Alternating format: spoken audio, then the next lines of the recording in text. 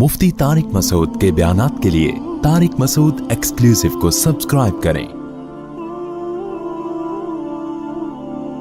Tariq Masood exclusive.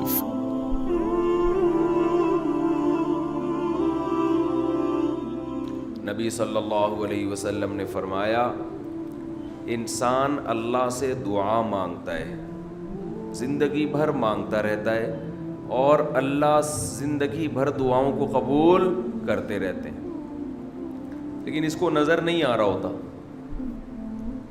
इसको नज़र कि अल्लाह अपने तरीके से दुआ कबूल करता है। अगर अल्लाह ऐसे दुआ कबूल करे ना, आपने इधर कहा है अल्लाह मेरी तनख्वाह डबल कर दे, ऑफिस गए, बॉस ने कहा कि जनाब नए वज़ीर आज़म ने जो ऐलान किया है उसकी मंजूरी हो गई, ठा ठा करके ऐसे दुआएं कबूल होना शुरू हो जाएं, तो गैब पर ईमान ख़त्म। फिर तो दुआ की तरगीब देने की ज़रूरत ही नहीं रहेगी। सब लोग मुसल्ला लेके मस्जिद में आ जाएंगे, सारा दिन दुआएं मांगते रहेंगे कि अल्लाह से जो मांगो मिलता है। खरबूजा मांगो खरबूजा मिलता है, तरबूज मांगो तरबूज मिलता है, इफ्तारी में पकोड़े मांगो पकोड़े मिलते हैं, समोसे मांगो, भूख लग रही है क्या करें, समोसे मिलते हैं, जो मांगो वो मिलता है। दुआएं तो लाजमी कबूल होती हैं, लेकिन अंदाज वो होता है जो अल्लाह अल्लाह करते हैं। अल्लाह कहते हैं मैं अपने तरीके से करूँगा। अब उसकी बड़ी लंबी चौड़ी तफसील है कि कैसे कबूल होती है। बाज़ दफ़ा जो चीज़ मांग रहे हैं अल्लाह वही दे देता है आपको, बाज़ दफ़ा उसका मुतबादिल दे देता है, ऑल्टरनेट दे देता है, बाज़ दफ़ा ना ऑल्टरनेट देता है ना वो चीज़ देता है। कोई मुसीबत आने वाली होती है, इस दुआ की बरकत से उस मुसीबत को टाल देता है। आप अपने बेटे के लिए, बच्ची के लिए दुआ मांग रहे हैं, इसको ठीक कर दे, वो ठीक नहीं हुई, लेकिन दूसरी ने बीमार होना था, अल्लाह ने उससे वबा को टाल दिया। तो जिनका गैब पर ईमान होता है वो तो मांगते हैं, अल्लाह से मांगते हैं। पता है भाई, ये हो नहीं सकता कि जिस खुदा ने कहा है कि मेरे सामने हाथ उठाओ, हदीस में आता है अल्लाह में इतनी गैरत है कि जब कोई अल्लाह के सामने हाथ उठा के मांगता है तो अल्लाह को खाली हाथ लौटाते हुए हया आती है। बड़े सेठ के पास कोई भिखारी जाए और पैसे मांगे और वो उसको धुतकार दे, तो भिखारी कहेगा ना, यार नाम तो बड़ा सुना था आपका, बड़े सखी हो। तो अल्लाह को हया आती है कि इन हाथों को खाली लौटाए, देता है लाजमी। तभी हमने अहलुल्लाह को देखा है कि मांगते बहुत हैं, बड़ी लंबी लंबी दुआएं मांगते हैं। लोग उनको बेवकूफ़ समझते हैं कि यार ये हर वक्त मुसल्ले पे हाथ दुआएं मांगते रहते हैं लंबी लंबी, मिलता तो कुछ है नहीं। उन्हें पता है कि बहुत मिलता है अल्लाह से मांगने से, लेकिन अल्लाह का अंदाज ऐसा होता है कि सिर्फ वो मांगे जिनको गैब पर यकीन है। याकूब अलैहिस्सलाम सारी जिंदगी मांगते रहे अल्लाह ताला से, उस मांगने का बदला क्या मिला है? दूसरा बेटा भी अल्लाह ने छीन लिया।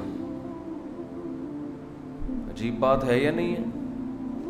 पहला बेटा गुम हुआ तो अल्लाह से उसके मिलने की दुआएं मांगते रहे।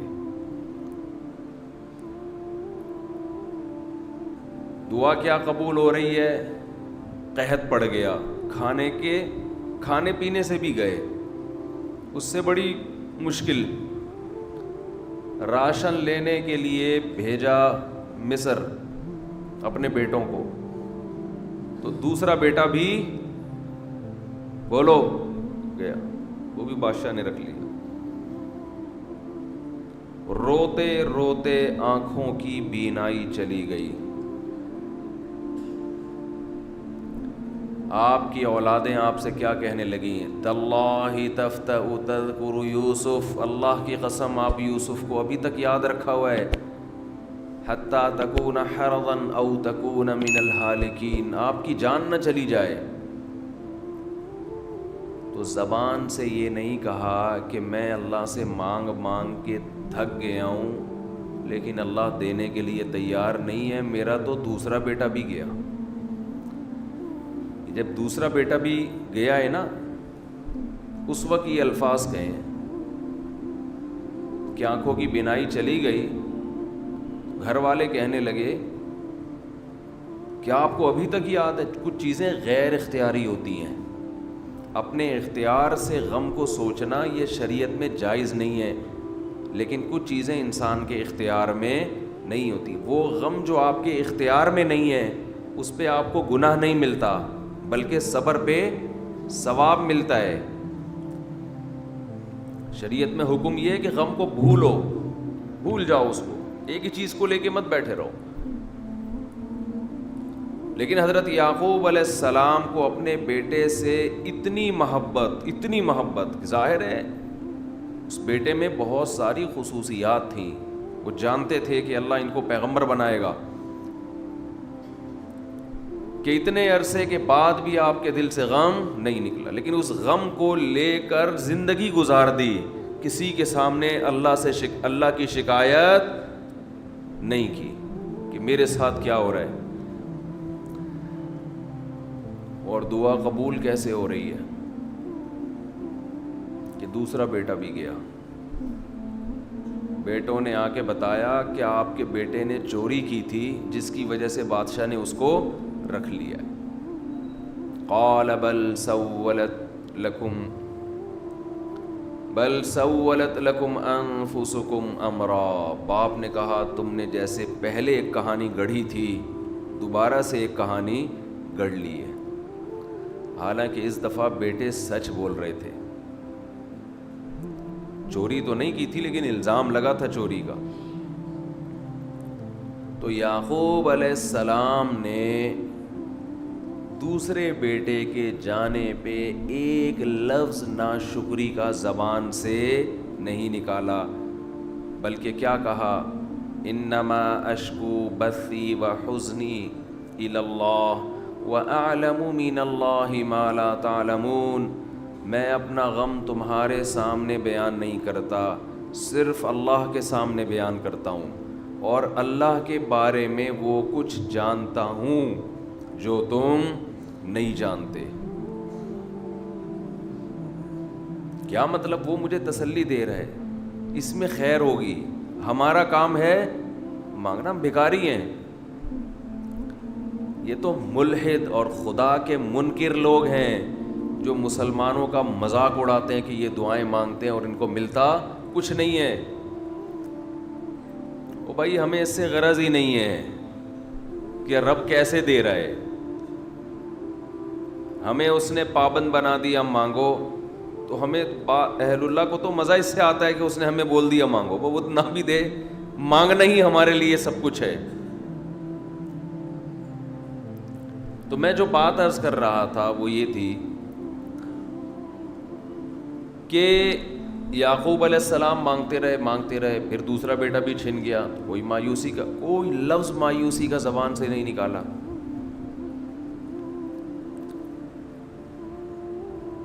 تو حدیث میں آتا ہے کہ ایک بندہ مسلسل دعا مانگتا ہے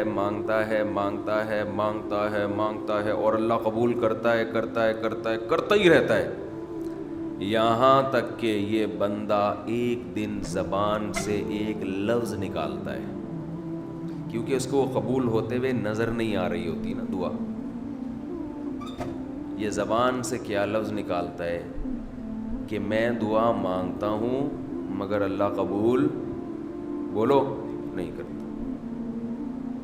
جیسے معاذ اللہ نقل کفر کہ یعقوب علیہ السلام اگر کہہ دیتے کہ اللہ کئی سال سے دعا مانگ رہا تھا بیٹا مل جائے مگر تو نے تو دوسرا بھی چھین لیا، لہذا ثابت یہ ہوا کہ میں مانگتا تو ہوں لیکن اوپر والا قبول بولو نہیں کرتا. اگر یہ لفظ زبان سے نکالتے جیسے کہ آج کل لوگ نکالتے ہیں زبان سے، تو حدیث میں آتا ہے یہ جو جملہ زبان سے نکالا ہے اس کے بعد سے اللہ قبول کرنا چھوڑ دیتے ہیں. اس سے پہلے ہو رہی تھی. آپ نے یہ لفظ کہہ دیا اس کو ہلکا سمجھ کے. اللہ کے ترازو میں یہ کلمہ، یہ چھوٹا سا جملہ بہت بھاری ہے اللہ کی غضب کو دعوت دینے کے لیے. اللہ کہتے ہیں مجھے تانا دے دیا کہ میں قبول نہیں کرتا. گھروں میں جھگڑا ہوتا ہے نا، عورت کہتی ہے مرد کھلا کھلا کے تھک جائے، بیوی کہتی ہے ہاتھ تنگ کیا ہوا ہے کھلاتے نہیں ہو.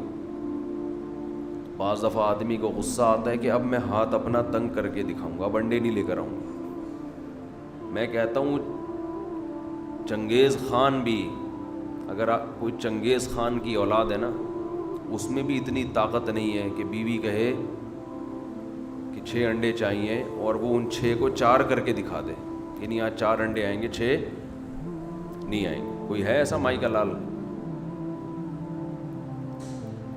کوئی ایسا مائی کا لال پیدا نہیں ہو. تو استنبول کیسے فتح کرو گے؟ صحیح، استنبول کیسے فتح کرو؟ سلطان محمد فاتح نے استنبول فتح کیا تھا نا. ایک بڑے بزرگ نے بڑی اچھی بات کہی